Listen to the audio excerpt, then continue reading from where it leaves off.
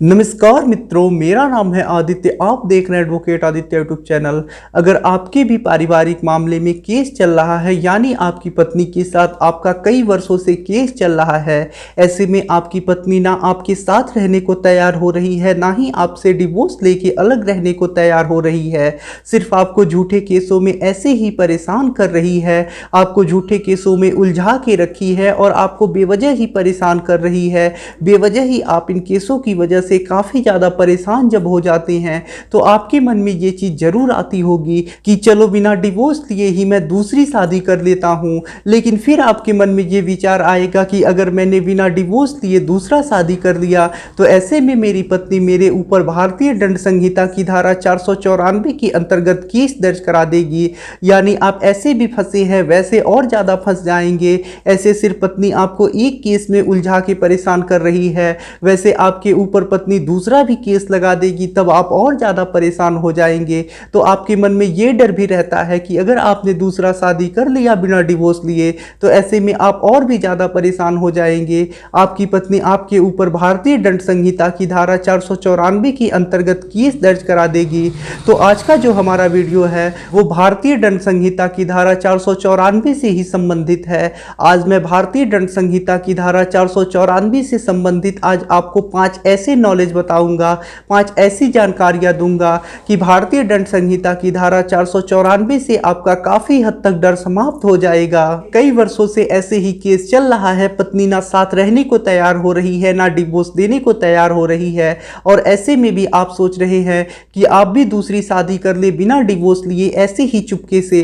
तो ये वीडियो आज आपके लिए काफी ज्यादा इंपॉर्टेंट होने वाला है, क्योंकि जो जानकारियां आज मैं आपको बताऊंगा भारतीय दंड संहिता की धारा 494 के संबंधित आपसे 5 फैक्ट्स बताऊंगा, वो आप लोगों के लिए काफी ज्यादा इंपॉर्टेंट होगा।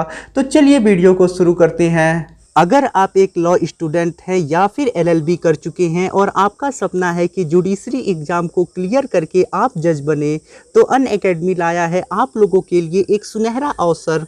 अनअकैडमी एक ऐसा प्लेटफॉर्म है जहां आप जुडिशरी एग्ज़ाम की तैयारी घर बैठे इंडिया के टॉप एजुकेटर्स से कर सकते हैं।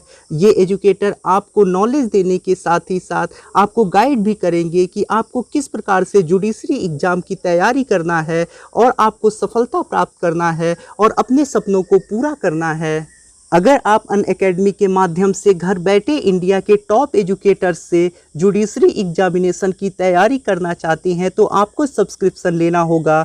अगर आप 12 मंथ्स का सब्सक्रिप्शन लेते हैं तो ऐसे में आपको 1 मंथ फ्री सब्सक्रिप्शन मिलेगा। अगर आप 18 मंथ का सब्सक्रिप्शन लेते हैं तो ऐसे में आपको 2 मंथ सब्सक्रिप्शन फ्री मिलेगा। और यदि आप 24 मंथ्स का सब्सक्रिप्शन लेते हैं तो ऐसे में आपको 3 मंथ्स फ्री सब्सक्रिप्शन मिलेगा।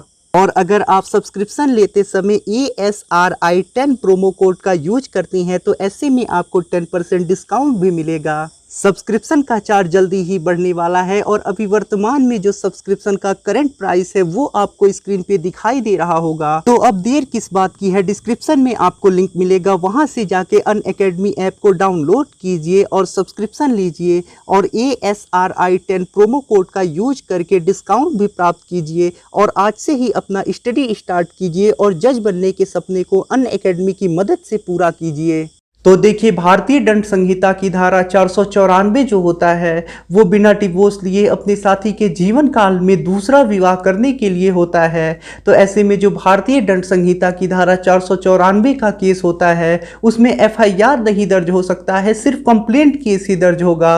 कंप्लेंट केस के बारे में तो आप लोग जानते ही होंगे, यानी भारतीय दंड संहिता की धारा 494 में सिर्फ कंप्लेंट केस ही दर्ज कराया जा सकता है, इसमें FIR नहीं दर्ज कराया जा सकता है। CRPC की धारा 198 में यह प्रोविजन किया गया है कि भारतीय दंड संहिता की धारा 494 में सिर्फ परिवाद ही दर्ज कराया जा सकता है, इसमें FIR दर्ज नहीं कराया जा सकता है। तो ये जो पहला फैक्ट है वो भी आप लोगों के लिए काफ़ी ज़्यादा इंपॉर्टेंट होगा, क्योंकि जो FIR में केस होता है, जो स्टेट केस होते हैं वो काफ़ी ज़्यादा खतरनाक होते हैं, इसमें ज़्यादा हरासमेंट होता है, ज़्यादा दिक्कतें आती हैं। लेकिन जो कंप्लेंट केस होता है इसमें ज़्यादा हरासमेंट नहीं होता है, ज्यादा दिक्कतें नहीं आती हैं। भारतीय दंड संहिता की धारा 494 से संबंधित जो दूसरा इंपॉर्टेंट फैक्ट है वो ये है कि भारतीय दंड संहिता की धारा 494 का केस दर्ज कराने के लिए काफी ज्यादा इंपॉर्टेंट एविडेंस देना पड़ता है, तभी ये केस दर्ज होता है।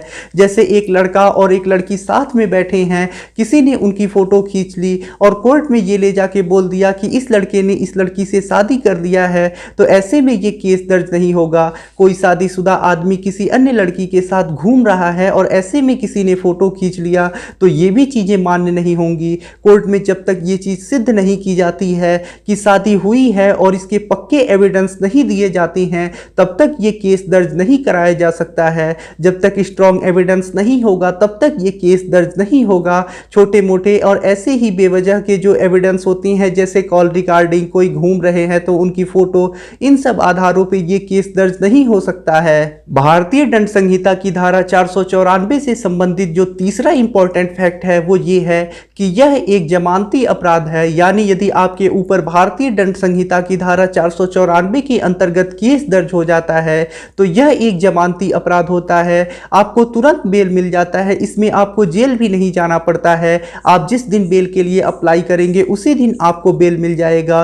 तो बेल लेने के लिए भी आपको दिक्कत का सामना नहीं करना पड़ता है, आपको तुरंत जमानत मिल जाता है, क्योंकि ये एक जमानती अपराध होता है। तो अगर आपके ऊपर भारतीय दंड संहिता की धारा 494 के अंतर्गत केस दर्ज हो जा रहा है तो ऐसे में आपको घबराने की आवश्यकता नहीं है। यह एक जमानती अपराध है और ऐसे में आपको तुरंत जमानत मिल जाता है। सिर्फ आपको 2 जमानती देने पड़ते हैं। भारतीय दंड संहिता की धारा 494 का जो चौथा इंपॉर्टेंट फैक्ट है वो ये है कि ये मुस्लिमों के ऊपर लागू नहीं होता है। यदि कोई हिंदू पुरुष है वो शादीशुदा है या फिर कोई हिंदू महिला है वो शादीशुदा है और ऐसे में वो अपने जीवन साथी के जीवन काल में ही बिना उससे डिवोर्स लिए दूसरे से शादी कर लेता है या कर लेती है, तो ऐसे में ये केस उसके ऊपर लग सकता है। लेकिन यदि कोई मुस्लिम महिला है या मुस्लिम पुरुष है और ऐसे में वो शादीशुदा है और अपने साथी के जीवन काल में ही किसी अन्य से दूसरा विवाह कर लेता है, तो ऐसे में भारतीय दंड संहिता की धारा 494 के अंतर्गत ये केस उसका साथी उसके ऊपर दर्ज नहीं करा सकता है। तो जो भारतीय दंड संहिता की धारा 494 है वो सिर्फ हिंदुओं के ऊपर ही लग सकती है, मुस्लिमों के ऊपर ये केस नहीं लग सकता है। भारतीय दंड संहिता की धारा 494 का जो 5वां इंपॉर्टेंट फैक्ट है वो ये है कि आप ये चीज जानते हैं कि जिन अपराधों में 7 साल से अधिक की सजा है उसमें पुलिस बिना वारंट के ही आपको गिरफ्तार कर सकती है। जैसे ही आपके ऊपर केस दर्ज होगा वैसे ही पुलिस इसमें आपको गिरफ्तार कर सकती है। लेकिन भारतीय दंड संहिता की धारा 494 में ये चीज तो आप जानते ही होंगे कि इसमें 7 साल तक की सजा का प्रोविजन किया गया है।